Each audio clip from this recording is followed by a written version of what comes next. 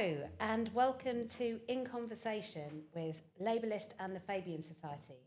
My name's Emma Burnell and I am the editor of LabourList, and I am so delighted that for our first of these events, which we will be holding monthly, I am joined by Steve Rotheram, who is the Metro Mayor of the Liverpool City Region. Steve, welcome. Yeah. I got it in the end. And too much of a mouthful, isn't it? It's quite the job title. It is, but there's a very good reason that it's the Metro Mayor, because we're called Metro Mayors across the country, and so the government refers to us as Metro Mayors, but everyone calls themselves Mayor. Cobard or Mayor. And are you Mayor Steve, or are you... No, just Steve. Just Steve. Very much, yeah. So, obviously, we wanted to have a long conversation with you, talk about what's brought you to where you are. We will be taking questions throughout the thing, so if you do have questions, please email them to questions@labourlist.org. But we've also had some questions that have come in from some of our readers, and I've even got some of my own. Wow. But first of all, I mean, you were born in Kirby in Liverpool, that's right. One of 8 children. Yes. That must have been a noisy household. It was very noisy, especially as that we were all music mad. So my mum used to play Mario Lanza, I remember, and especially Roy Orbison. So I've brought up on music in the house. And did you all have the same taste, or was there real competition over whose music was going to win? No, my mum's always won. Good for mum. Yeah, good for mum. No, we used to all have our own individual favourites, of course, and I got into the Beatles and the Jam, as some people I'm sure who are older on this audience might remember. My brother was into Blondie, Debbie Harry, if you remember. And oh, yeah. My sister was into a bit of sort of Liverpool music, so Teardrop Explodes. Oh, and yeah, Echo and the Bunnymen. absolutely. Yeah, so there's a real sort of eclectic taste in music across the whole of the family. And your dad was a Labour councillor, is that right? He was, yeah. So were you always destined for politics? I'm quite the opposite. I didn't want to do anything that my dad did, to tell you the truth. No, it was more that my dad was involved in, obviously, local politics and staunch Labour, but he did some stuff with Harold Wilson, because Harold Wilson was the local MP at the time. Even though he was from Yorkshire, he was a Liverpool City Region MP, as we'd call it now, in Huyton. And so he was one of the sub-agents there, and I got involved in the Labour Party at a very early age, and we dug out last year a letter from Kirby Labour Party, and I was 11 years of age, and it thanked me for my unstinting work on behalf of the party. And it says in the letter, we've sent you something as a token of our esteem, which I remember to this day, and it was a double Milky Way. Ah, double Milky Way. Yes. Well, that's impressive. It was, and there was obviously 4 younger ones, and they didn't get a sniff of the double Milky Way. Did you get that to yourself? I had a lot. Very nice. Yes, I was pushed around in my pushchair delivering leaflets through the lower letterboxes. I don't remember ever getting a Milky Way for it, so I think you're winning. It should be standard, shouldn't it? I think Absolutely. Yeah, that would attract more people to do the hard work for us. I mean, you sort of indicated there that you didn't want to do anything that your dad did, and I know that his sort of dedication to politics in some ways took him away from your family. How do you find getting that balance? Just making sure that politics isn't the only thing that you ever talk about. And I give viewers a little peek behind the curtain here. We've actually spent the last 20 minutes talking about football. We have, and you have to have a life outside of politics. That's really important. But I do think the demands on our politicians are extreme, and certainly you can imagine for people in Parliament who are new mothers and that sort of stuff, but it's better than it was. Yeah. There was no recognition many years ago. The other thing I'd say about politics and the sort of pressures that we're under, social media has created a whole new dimension that, generations before didn't have. So when I walked into the House of Commons in 2010, and I'd never been into the House of Commons ever in my life, so I walked into the chamber and was expecting this enormous, great, big thing that you see on the telly, and it's the opposite of the TARDIS, isn't it? It's very absolutely. And the sort of distances between those seats are very small. but it looks bigger on the telly. But I think the understanding is that everybody just settles down and does their own thing and finds their feet and all that. I thought that was really, really problematic for politicians. Now, apparently, you have more than a 1 hour induction because that's all we got. Good Lord. Yeah, they kept on talking about, it was like the Tories on one side and us on the other side. And Heidi Alexander was talking to me about this at the weekend when we were doing regional conference. And she remembers vividly my interjection in regard to something that the Tories were saying. And they were really winding me up. And they were talking about Erskine May. And I didn't know Erskine May. I genuinely didn't. I thought it was Theresa May's brother. So I was like, who's this Erskine May? And then got it explained to me. And I thought, and they were all trying to big up themselves, you know. So I'm new. I'm the new kid on the block. But look at me, Tory party. I'm going to be this. Jacob Rees-Mogg was one of them. Oh, well, yeah. And so they were all asking questions about how they got motions down and how they did all this sort of stuff. And I stood up, and this is what Heidi remembers, and I said, I'm just wondering, it was at Clark's, I'm just wondering whether there's a translation service for people on those benches to understand people like me with regional accents. Yeah.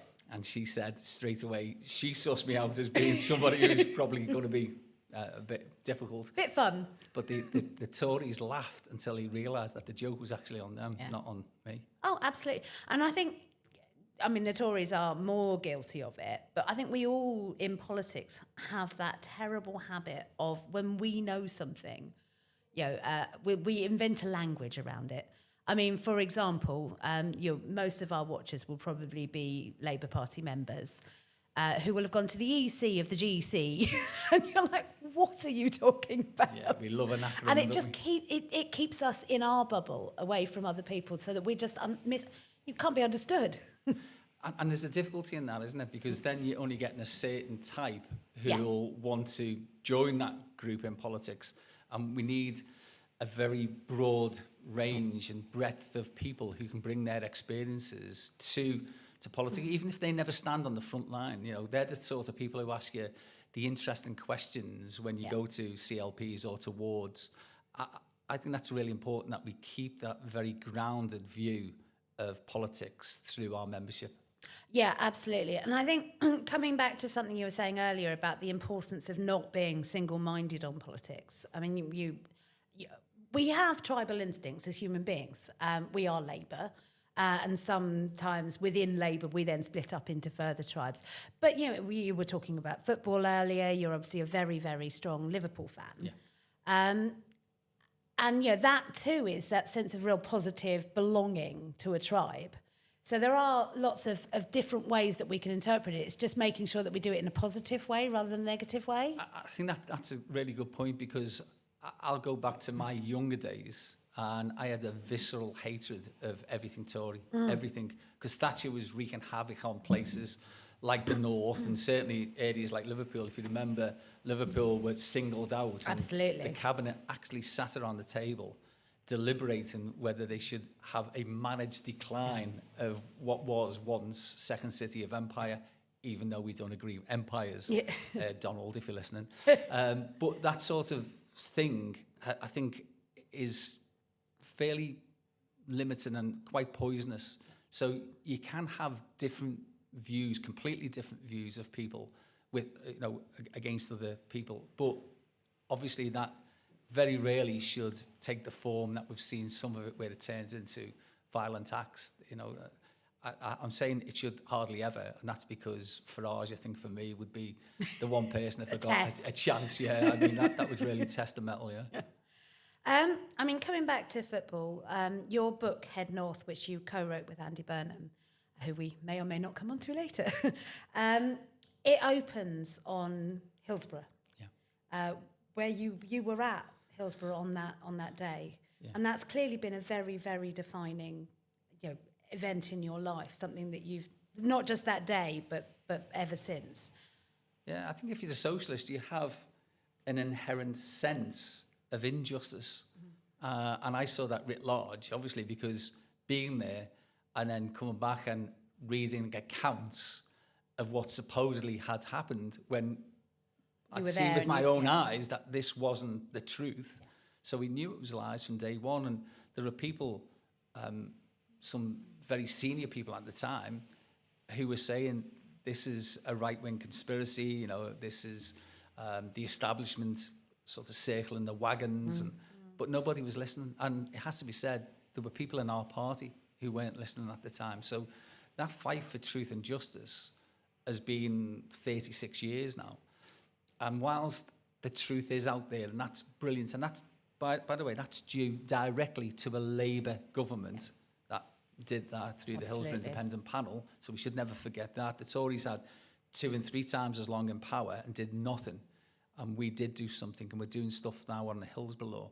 But while all that was going on, we've never had anybody who's been held accountable for 97 unlawful killings on British soil. Absolutely.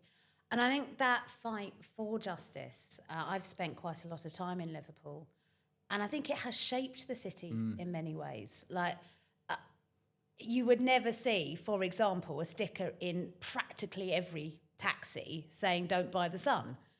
You'd barely see a taxi in Liverpool without one. Yeah. And that, you know, that is a working class solidarity, because, as you say, these people were ignored and lied about for years. Yeah. And that is going to shape a city. I think so, and I think you're right. It has certainly had a big impact on its outlook as a city and on people from Liverpool per se. They, you know, are very wary of believing things that they read, and this is long before social media. So, you know, we'd seen how that headline in that scurrilous newspaper talked about the truth. Yeah. And when they knew at that time, under that banner headline, that it was the lies, and to sort of try to clear your name for so long does shape the type of people that you become. And so that's why you see a lot of people from the Liverpool City Region, and certainly from Liverpool, who are involved in many of these really worthy campaigns that are also now trying to unravel injustices in the past. And we've got, unfortunately, in this country, a very long history where the state has conspired against its own people. And that's why I think some of the things that we've seen recently are no surprise to the people in Liverpool. So obviously the post office scandal, no surprise to people at all. No, and I think it's really, I think there's a huge tension sometimes on the left and within Labour that we believe in the state. You know, our ethos is the state helping people, the welfare state, the NHS, and yet we are also very wary of the state at the same time because of that overreach of power. How do you kind of balance those two thoughts in your head at the same time? Well, it's difficult because I was brought up in a family that showed respect to those people in authority. I've been brought up from a very, very early age with that as the overriding ethos of what we believed. And then when you see that sections of those people in senior positions in the country who conspire against a people's, then there's obviously a real dichotomy of things flowing through you. You know, should we trust people in authority? Well, of course we should. And what we need to do is to root out those people who are unworthy of those offices, or, you know, they've somehow committed things whereby we would distrust them from having that authority. That's why the Hillsborough law is so important, because we need people in senior positions, first of all, to tell the truth. And isn't it bizarre that... Isn't it astonishing we have to have a law to say that? Enshrine it in legislation for people to tell the truth. And, you know, that's what we're going through at the moment. And I have to say, you know, Keir Starmer at Labour Party conference made a commitment to it. And whilst there's been some to-ing and fro-ing and all that, I'm still confident that the significant things that were asked for in Andy Burnham and myself, the bill that we put to Parliament, I'm absolutely certain that we'll get that through this legislative period.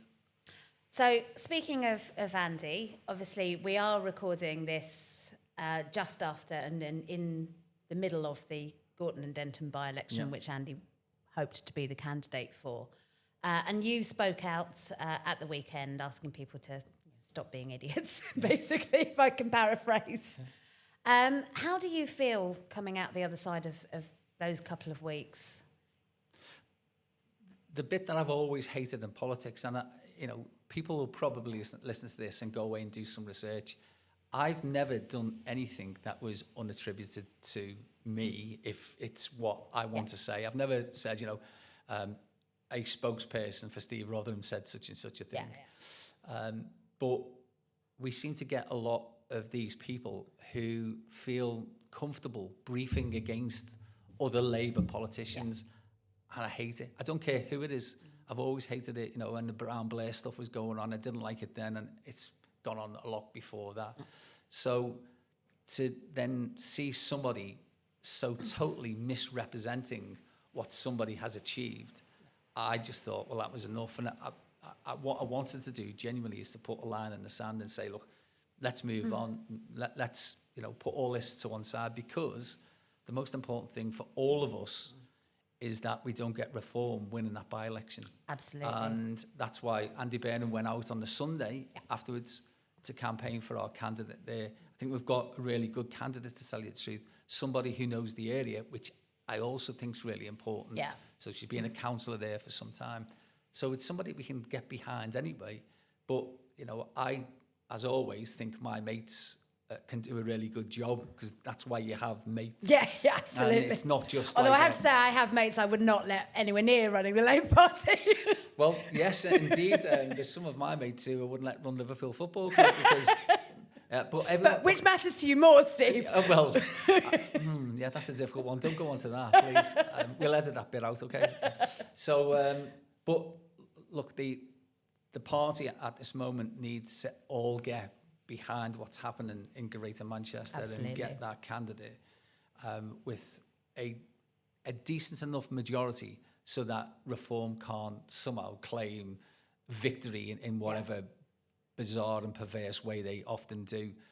They are an existential threat, not just to the Labour Party, but to this country. And if we ever see that man Farage ever walking down Downing Street, it would strike fear into everybody that I know, everybody who believes in that sort of that social justice element of politics. Absolutely, absolutely. So, moving on from the recent drama, Andy Burnham recently coined the term Manchesterism. So what is the difference between Liverpoolism and Manchesterism? Is there a difference? I think so, yeah. I'd say we're more successful. No, I mean, there's always that rivalry between Liverpool and Manchester, and it's football. And actually, rivalry's fine. Tribalism, I think, is the difficult bit where it turns into nastiness. So I think that they've got some brilliant stuff that they've been able to do over many, many years. And they are, according to Mr. Burnham, the fastest growing city region in the whole world. So does he rub that in a bit? A little tiny bit, yeah. No, we're not competitive at all. But obviously from our starting point, from where Liverpool City Region was, without any infrastructure, without a history of working together and all that, we've built something different than them. So I think that Andy went into an organisation where that was the supertanker, and he's had to steer it in a different direction, whereas we built our own more nimble fleet. We've been able to tack and to ensure that we've got to where we need to get to more quickly than the supertanker would. So whilst Manchester has done brilliant, Greater Manchester is a fantastic place, there's a lot that the Liverpool City Region are leading on nationally, internationally and globally. And your book that you wrote together is called Head North. And we've got a question here from Carney McCarran Holmes, who says, whenever mayors talk about the North, they always forget about the areas above the M62. Why don't Labour politicians remember that Cumberland needs economic support too? So to broaden that out, not that I'm forgetting about Cumberland, but how is there a coherent the North? And what does that mean in terms of thinking about politics? I think why any area sometimes, not all the time, but sometimes is not included in what we talk about. It's the areas that already have devolution and therefore have metro mayors. Yeah. So we try to speak across the north with one voice, and you've got 16 million people that are represented across the north by metro mayors. So, twice as many as London, if you like. And we firmly believe that we've not had a fair crack of the whip over many, many decades, and that there has been significant attention on the south and southeast. Now, nobody is jealous or having a pop at that. That was the right thing to do. But now, if we're truly to rebalance the economy, then what we need is to unleash the latent potential in areas right the way across the north. So we talk about the Great North now, if you know what I'm talking about with the Brendan Foster stuff. Yeah. So he's got the Great North Run. Yeah. And we've used that brand. I'm aware of it. I'm not doing it. Well, same here, yeah. Kim was trying to get me to do it as well. But that whole thing then makes some real coherence. And if you have a look at the agglomeration effect, in other words, the way in which each area supports each other and it's greater than the sum of its parts. If you have a look at that in that sort of whole area across the north of England, don't forget, when we talk about the north, I've got friends in Scotland who go, well, where? Yeah. So, you're the Midlands. Yeah. So I get the geography, but we're talking about that area where it runs from Liverpool to Hull, right the way across. And nearly all Labour metro mayors. And there's huge things that we can do together collectively, which we have done, which are moving things forward. So NPR, for instance, NPR could have ended up with a bit of a shambles because it's been like that for the 9 years that I've been the metro mayor and part of something called Transport for the North. So TFN, whilst we've all worked together and TFN's been the conduit for that, nothing's really happened because of central government. Yeah. Now you've got central government who want to work with northern leaders. So we're starting to see all of those plans, not just on the drawing board, but starting to come to fruition. So we talked, I'll tell you, well, I read obviously your book in preparation for this, and it was covered in post-it notes. Sorry about that. No, it's very enjoyable. It's a genuine page turner. I did cry at the Hillsborough bit, I have to admit. But I had 2 post-it notes stuck on the front with 2 words on it. The first was agglomeration, which we've already talked about, and the other one is subsidiarity, which is about doing the right things at the right level. Some things internationally, some things nationally, some things locally. Yeah. But it's always very easy when your party's in opposition to say, we will devolve power, we will give power away. And it's always really hard when you finally get your hands on that power to say, oh, here, you have it.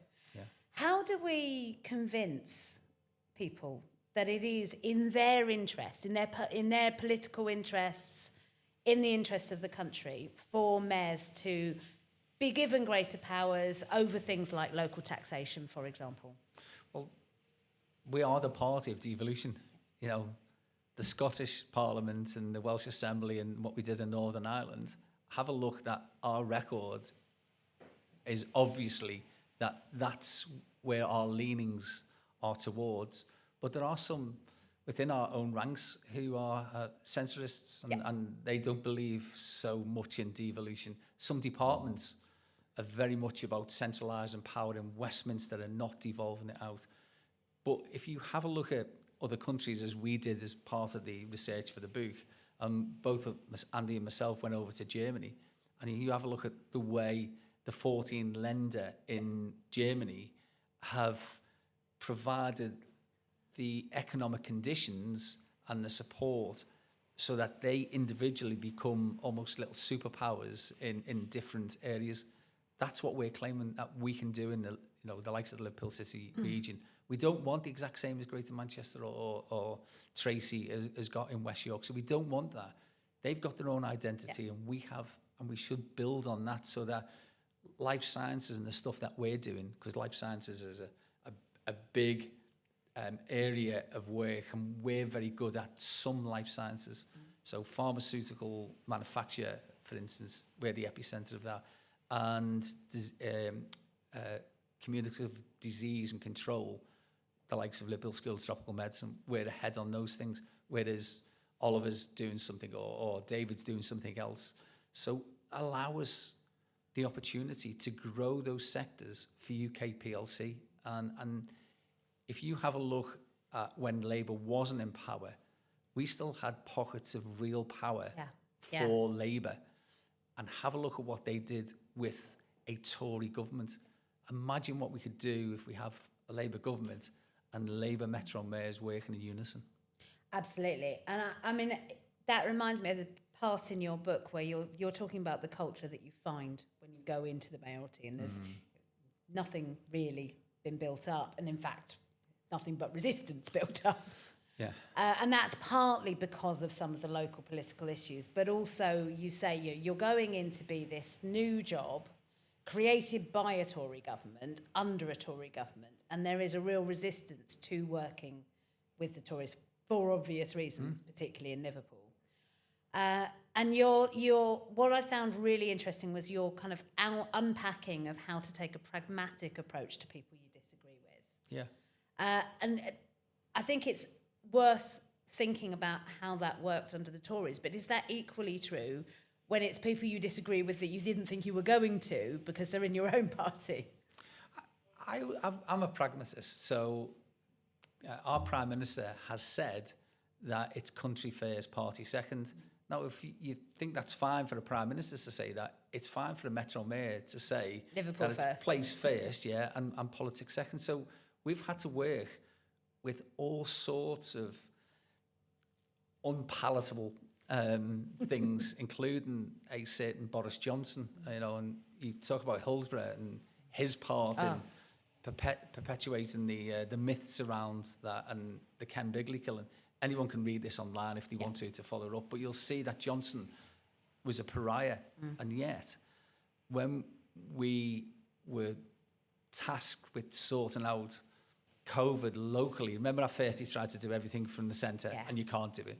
And then they started to realise that we could do things that they couldn't. Well, one of them was that we were going into the highest tier 3 at the time.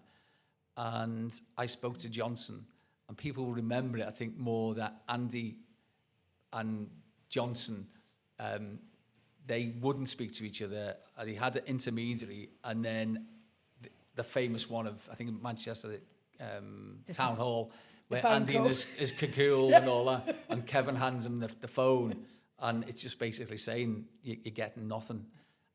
We were, as I say, more pragmatic in regard to, we were in a very, very different space than Greater Manchester. Greater Manchester had been in the highest tier for about 7 weeks and never had a penny.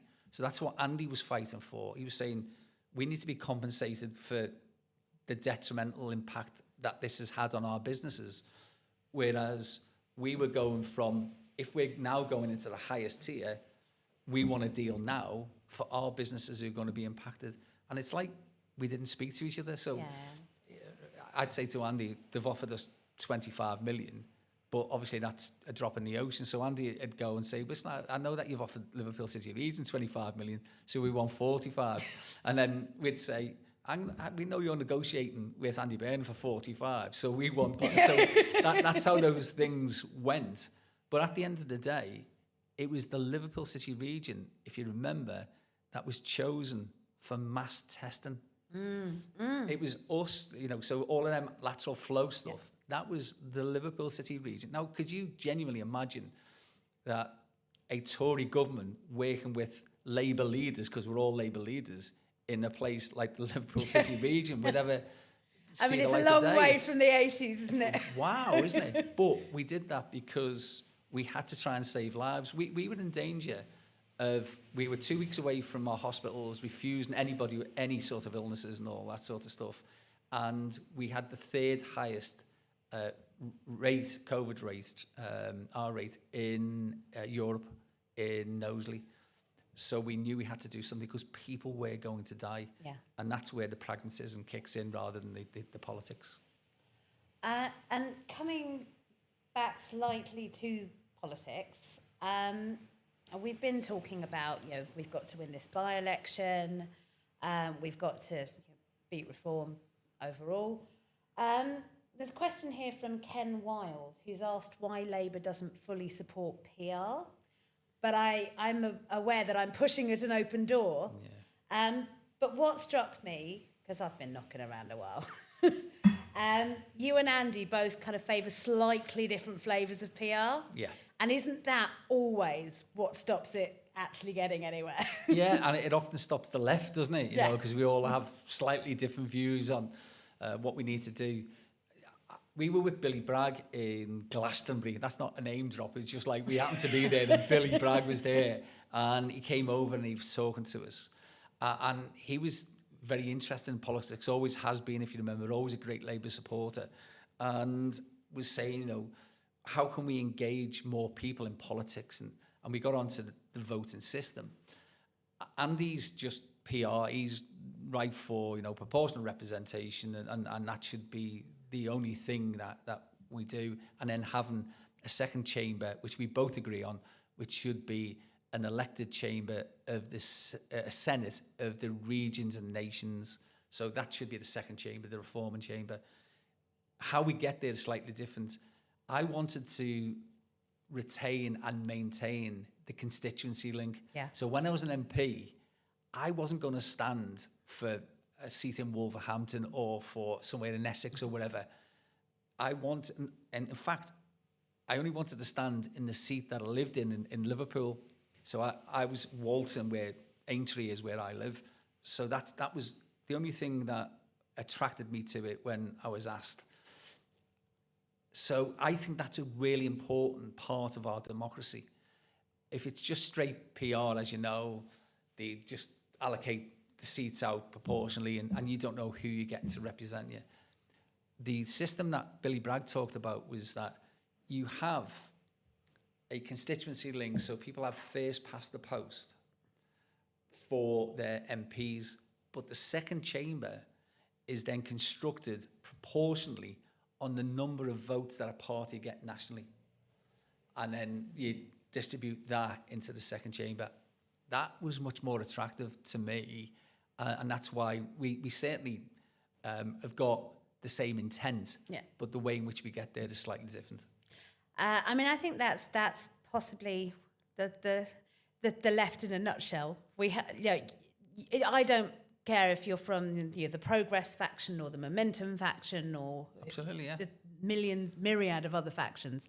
I think we all have basically the same aims and slightly different routes to them. Yeah.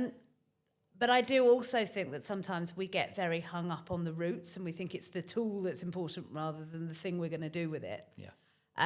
So I come back to your sort of pragmatism point. When there are things like, for example, one of the things that has been a real symbol of the fights over devolution has been railways. Yes. Northern Power Railway, the HS2 debacle.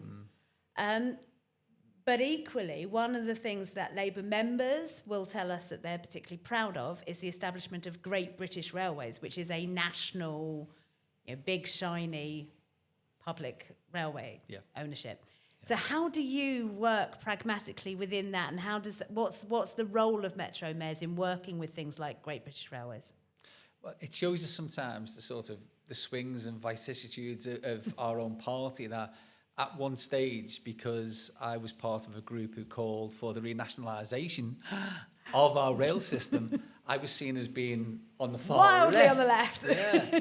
And now it's just one of our core principles. I would go much further. I think that those things that we could take back that don't need to be nationalised because there's no competition, like water, for instance. And I've had this with North West Water, who've got a brilliant chief executive. But I said, listen, while I'm supporting the investment that you're putting in, I think this would be better under public ownership. So there are things within our party that we have differences on and different opinions of how we can get there. But actually, what we're all talking about, what every single one of us believes in, is that things have to be better for the customer or the passenger or the end user. Or that's what drives us. And it's not the same in other political parties where a profit motive is the number one. And then if you can do all of those other customer servicey type things, then that comes secondary. So I don't think there's an awful lot sometimes between us, and we artificially inflate the differences. And I think we need to just have a period where we all settle down and shut up for a while and concentrate on what we need to do. And the thing we need to do is to defeat Reform and the Greens in Denton, in Gorton and Denton. We need to do that first, because that's in the immediacy, isn't it? That's got only 3 or 4 weeks for us to do that. And then we need to take stock, don't we, about how we can better connect our party with the electorate, because we're not doing great in the polls.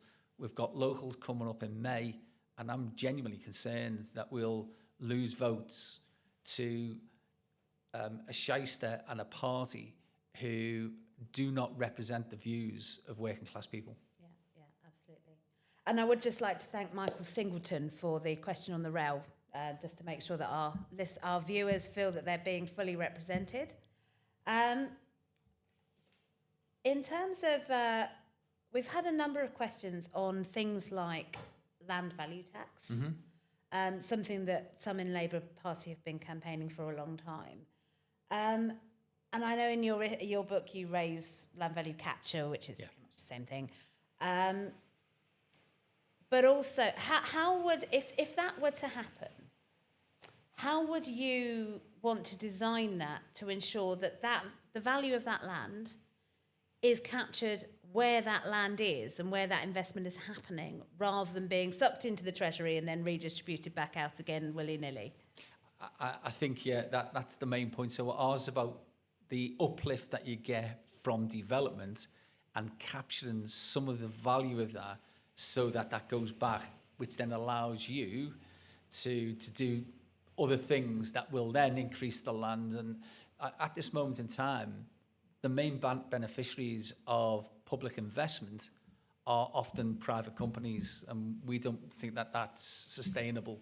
So it has to be a partnership approach, and land value uplift, and then the capturing the value of that is really important to us. It's part of what we've put forward to the government over the fiscal devolution that we would like to see that Metro mayors get greater control of.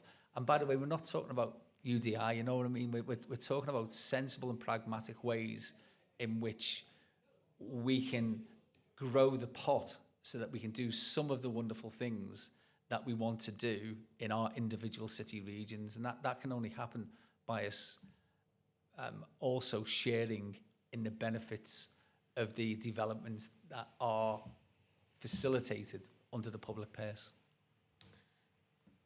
Now, you've talked about what we need to do is beat reform. But why? I don't mean why do we need to beat reform. We know why reform are terrible. But I always think sometimes we get very captured by stopping the bad thing. And I think some of the parts of your book, you talked about how Labour can enable a good life. We had a question, for example, from Jennifer Davidson on care. Yeah. So what are the things that a Labour government should, first and foremost, what are the 5 evils, going back to Beveridge, or what are the modern ways in which a Labour government should be putting at the heart to make people's lives better? It's still the 5 evils. They might be in a modern setting, but those sort of things about want and squalor, and you have a look at some of our deprived areas, and we still have them same sorts of issues that we're trying to tackle today as former generations of politicians did all of those decades and eras ago. So I think, for instance, we need to do more about housing, because one of the greatest manifestations of something that's going wrong with political policy is homelessness. I've walked around London today, you see homelessness all the time. That's not because Sadiq Khan's not doing something about it.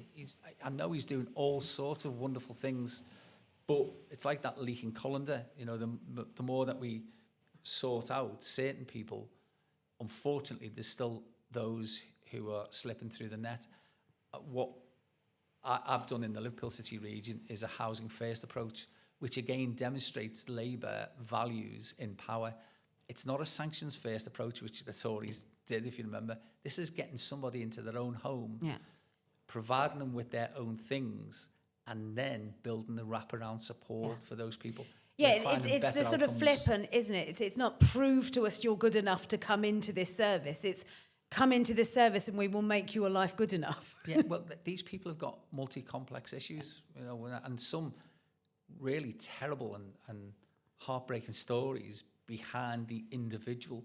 You know, women have been in coercive relationships and had all sorts of horrible things done to them, and then finding their independence again and having their own home and the support. And I went to see one woman who was estranged from her family. They were there as she sort of graduated, because she'd gone through housing first and then through something called Households into Work, where she'd ended up with a job and she got her kids back and all that. They're the type of things that we can do. That's Labour values in action. And they're, you know, when you talk about care, our councils are suffering so much because the burden of that is falling on our councils to try to deal with. When you've got cost inflation and all sorts of other problems, and they're spending 70 in the Liverpool City Region, 75%, so 75p of every single pound goes on adult and child social services, and they've got 25% for everything else. Yeah. That's a broken country. Yeah. So when you hear the likes of Farage talking about broken Britain, it was he and his acolytes and the sort of sons and daughters of Thatcher who have presided over the fact that it's broken. We're trying to fix broken Britain, if you want to call it that. And I wouldn't. Britain's not broken. There are parts of it that are awful. It's looking a little rough around the edges on occasion, but it's not broken. Yeah, you should see me on a Saturday morning. You know, we're not broken. And all it is then providing the opportunity for people to recover, for places to recover. Only Labour do that in power. You know, the Tories divide and conquer. Labour trying to pull things together, trying to give people from the grassroots up opportunities that the Tories would never, ever give them. Now, I'm going to apologise to viewers, but I do need to let the people behind the desk know that my iPad has died, so we're going to have to go analogue with any questions and timing. So when you... I mean, I think that there are some really interesting ideas in your book. And I am a natural devolutionist. I also worked for a local government think tank for quite some time, so if I wasn't a natural devolution, I had it beaten into me. But I'm also a Londoner. Yeah. And there is quite a lot of... I wouldn't say it's anti-London, but it's sort of talking about, oh, London gets X, Y, and Z, and we should get X, Y... So convince me. Because I also think, you know, there is a... sometimes when people think of London, they think of the very, you know, Kensington, and not even the whole of Kensington and Chelsea. But yeah, convince me from East London that I should get on board and head north. I'll give it a very real example. So I've been round the sort of Westminster and Whitehall circuit today, meeting secretaries of state and all sorts of weird and wonderful people. And I've said this to Steve Reid. I said, can you show me a place in London that was bombed in the Second World War but hasn't been regenerated? And there aren't any. The last one was many years ago that was regenerated. That's a good thing. I can take you round whole areas in the Liverpool City Region, because we were the second most bombed after London. Everyone thinks it's Coventry, but it was Liverpool because of the docks. But I can take you round whole areas that still have bomb damage today. And all we're saying is, that's really good that you've done that in London. How about us having a turn to have some of these things? I've never, ever been anti-London. I worked in London in the 80s when Liverpool, basically, under the Tories, under Thatcher, was literally a ghost town. And so I was a bricklayer by trade. So I came down here to build up. I did Hendon. I remember it was a great big area of housing, and worked on the housing there. It was like have trowel, will travel. Ended up in the Falklands and all sorts of weird. But that was to get work because there weren't the right jobs in Liverpool. There weren't many jobs, but they were political decisions. If you fast forward to today, we've gone from, for instance, our graduate retention was really, really poor. And that shows you then we're not creating the right types of jobs. We've gone from the bottom 10 to the top 3 in graduate retention. Our, what they call economically inactive numbers have gone 10% higher of people into jobs than anywhere else. When you're seeing declines in this, all of the things that we know we're capable of, all of the economic indicators available are all on an upward trend. We know we're one of the fastest growing areas in the whole of the country. Them things don't happen by osmosis. That's because we plan that and we have very firm views on taking people with us. So we're not doing it to anybody, we're doing it with people. And that's, honestly, I get back to the very simple fact that when Labour are in power, they deliver for people. And when we see other parties, they'll deliver for very narrow groups. And obviously, if we ever have the misfortune of having someone like Farage as a Prime Minister, which frightens the life out of me, but if we ever were, he would only deliver for his mates. Yeah.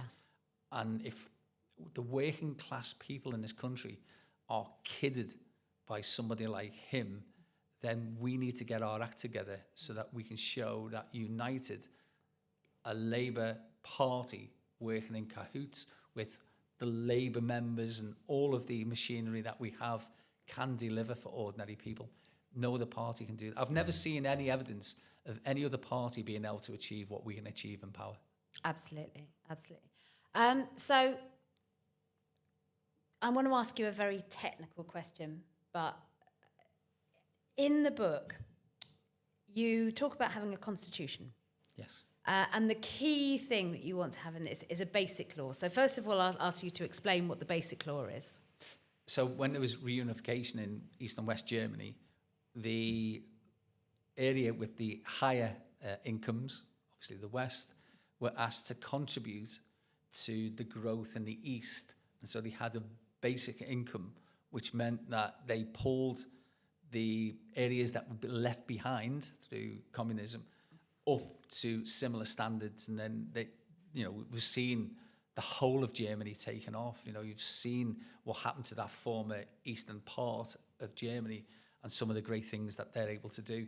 So we have evidence, don't we, that if you do invest in areas, then you get this growth. And that's part of what we want with the basic law. And also to address the fundamental point of what you're talking about before with London, we need to change the methodology by which we assess projects, and that's the Green Book. And so Rachel now has said that she's going to look at the formula by which we assess, and the Liverpool City Region has been chosen as the pilot area.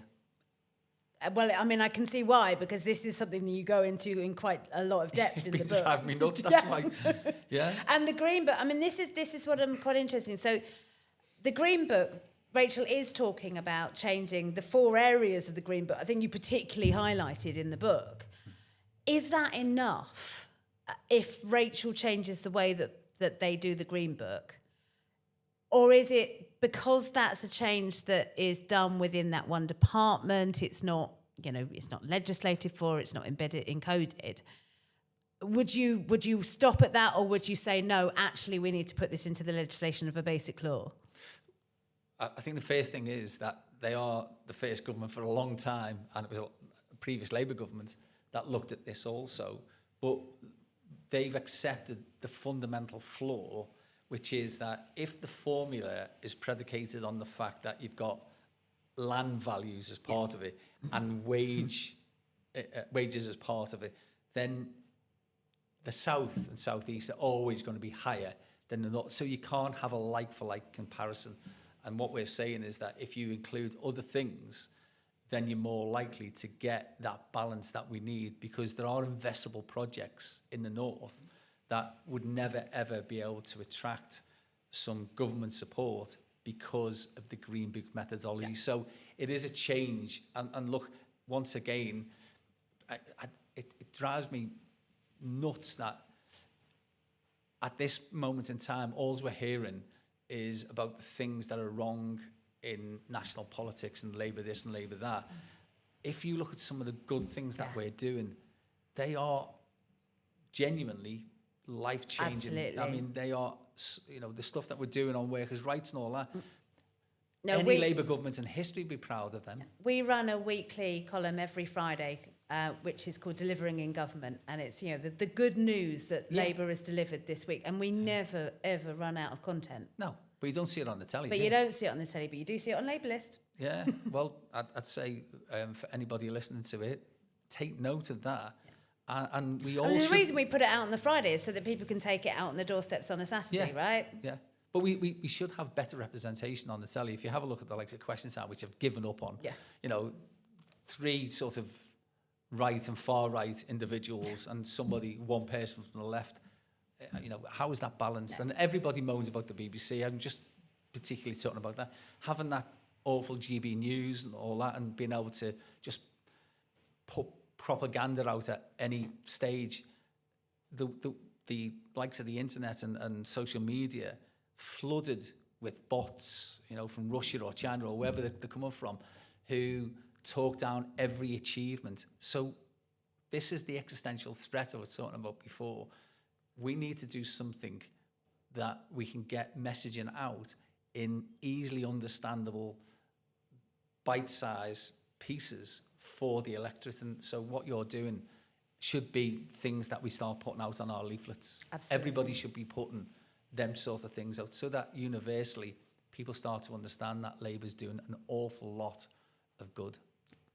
Now, we're coming to the end of our time together, sadly. So I just want to ask a few kind of wrap-up questions. So, first of all, who is your Labour hero and why? Wow. I haven't got a hero because I've got a football hero, but he's now my mate, so that's a bit weird, isn't it? But this Kenny Dalglish. Well, they say never meet your heroes, but actually sometimes it's fantastic. Yeah, sometimes it's the best thing ever. Never meet your heroes. Oh, listen, Paul McCartney, I don't want to meet you because you're my hero. Yeah, right. You might disappoint me. No, no. I would meet all my heroes. I suppose it'd obviously be an international one, and there's some great ones to choose from. But I always love listening to the comparison between the likes of the oratory of Obama and the clown at Galgo. Oh, 100%, absolutely. It's great, isn't it? You're just like chalk and cheese. Chalk, absolutely, completely. And then, now I don't know if you know this, Steve, because they do keep very quiet about it in Liverpool, but there's this band from the city. Many bands. But there's this one in particular that people might have heard of called the Beatles. Oh, a mop-top combo. A mop-top, yeah. Never really got anywhere, obviously. No, done all right. But yeah. All right, yeah. So, obviously, it's hard. I won't ask you who your favourite Beatle is because you will divide your city into 4. But I will ask you, what's your favourite Beatles song and why? I tell you what I'll go for, and it changes if you've got a back catalogue like the Beatles. It changes all the time, and with your mood, of course. Yeah, definitely. But there are places only because the original lyrics in that were John Lennon reminiscent about places in Liverpool. And whilst you got Penny Lane and Strawberry Fields and other references, there's some in Glass Onion about the Cast Iron Shore, which is just up from where the Arena and Convention is, where we have our Labour Party conferences. Absolutely. I just think the sentiment of there are places that you've loved all your life. I think that's wonderful. No. And by the way, I don't know whether you've sort of started to understand, but that's a place that I love. It's called Liverpool. Do you like Liverpool? You're a fan? I think it's the best place that I've ever been in my life, and I'm fortunate enough to have travelled, but the people are the salt of the earth, and we have got some of the best heritage and architecture anywhere I've ever seen. I mean, it is a beautiful city. It is. I'm incredibly fond of Liverpool. I didn't go to Liverpool until I was in my late 30s, and then I started spending a lot of time there, and it's... Love you. But it's a very diverse city. Yeah. And as you said, we do descend upon you once a year Yeah, as the Labour Party. And we tend to just sort of stay around the Albert Docks. But where else would you suggest that people go out and about in Liverpool? Do you know, if you went to places like West Kirby, you would think that you were somewhere on the European continent. So the beaches are just wonderful. Further on in down the sort of estuary towards Sefton, you've got a red squirrel sanctuary and all that, and wonderful places of nature. If you go to Prescott, which is in Knowsley, they've got the Shakespeare North Theatre, which is, if it was in London, there'd be gazillions of people standing outside queuing to get in, but it's a really well-used thing. In fact, me and a certain Andy Burnham did a thing on there last week on Thursday to an audience, which we also promoted a band from Manchester and a band from Liverpool, young bands as well, because we're really into our music. There's something for everyone. Tony Wilson once said about Manchester, he said, Manchester's got everything apart from beaches. Well, we've got them as well. There you go. There you go. And I would say my tip for the top, get out slightly and eat on Bold Street. Oh, wonderful area. Yeah. Absolutely fabulous Go to the area. Independent District, go to around Baltic Triangle. Yeah. And great places there. And you'll find little sneaky pubs that Cafe are de on Bac. loads, Ykrach. Yeah. There's loads and loads of good little pubs, and there's a gem around every corner. Fantastic. And finally, if you were to invent a slogan for Liverpool, what would it be? Best place on the planet. There you go. Steve Rotheram, it's been a genuine pleasure. Thank you so much for spending this evening with us. You said we were going to do one song at the end. We're not doing it now. I'll sing if you We've run will. out of time. Do not tempt me. If I've got a mic in front of me, it's hard to stop me. I'm heartbroken, I'll miss it. Well, the thing is, Steve, you'll have to come to LabourList karaoke at conference. There you go. What a segue. What a segue. Almost like I had made you do it, and I didn't. Steve, thank you for being our first guest. I think one of the things that really matters to us at LabourList is making sure that we don't just represent SW1. So I think it was quite a good statement of intent to have a Metro Mayor as our first guest. So we're really, really grateful both to you, Steve, and to the Fabian Society for hosting us and for partnering with us on this. And we will see everybody next time. Thank you, and thank you, technical team.